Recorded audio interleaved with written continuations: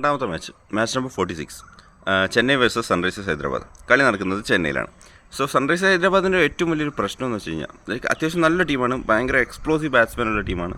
അപ്പോൾ ഇവരുടെ ഏറ്റവും വലിയ പ്രശ്നം എന്താണെന്ന് വെച്ചാൽ ചേസിങ് ആണ്. അതായത് 200+ ഓപ്പോസിഷൻ സ്കോർ ചെയ്തിട്ടുണ്ടെങ്കിൽ അത് അവർക്ക് ചേസ് ചെയ്യാൻ ഭയങ്കര ബുദ്ധിമുട്ടാണ്. അപ്പോൾ ആ ഒരു പ്രശ്നം അവിടെ നിൽക്കട്ടെ. അതിനൊപ്പം കളി നടക്കുന്നത് ചെന്നൈയിലാണ്. ഈ ചെന്നൈക്ക് എന്ന് വെച്ചാൽ ഇന്നത്തെ മാച്ച് എന്ന് വെച്ചാൽ ഈ പ്ലേ ഓഫിലേക്ക് കയറുന്നത് അത്യാവശ്യം ഇമ്പോർട്ടൻ്റ് ആയിട്ടുള്ള മാച്ചാണ്. സോ ഇത് രണ്ടും കൂടി വയ്ക്കുമ്പോൾ ഇന്നത്തെ ഒരു മാച്ച് ചെന്നൈ ജയിക്കാനുള്ള ഒരു ചാൻസ് ഞാൻ കാണുന്നുണ്ട്. ഈ പൊതുവെ സ്പിന്നേഴ്സിന് അത്യാവശ്യം അഡ്വാൻറ്റേജ് ഉള്ളൊരു പിച്ചാണ് ചെന്നൈ. സൺറൈസേഴ്സിലെ സ്പിന്നേഴ്സിൽ മാർക്കൻ്റെ ഒഴികെ ആരും അത്രത്തോളം വലിയ ഇമ്പാക്റ്റ് ഉണ്ടാക്കിയിട്ടുണ്ടായിട്ട് എനിക്ക് തോന്നുന്നില്ല.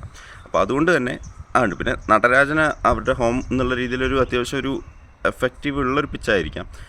എന്നാൽ അതേസമയം ചെന്നൈക്ക് ഇപ്പോൾ രവീന്ദ്ര ജഡേജ ആണെങ്കിലും അപ്പോൾ അവരുടെ എല്ലാ സ്പിന്നേഴ്സിനും അത്യാവശ്യം നല്ലൊരു ഇമ്പാക്റ്റ് ഉണ്ടാക്കാൻ പറ്റുമെന്ന് എനിക്ക് തോന്നുന്നു. So Chennai win expected.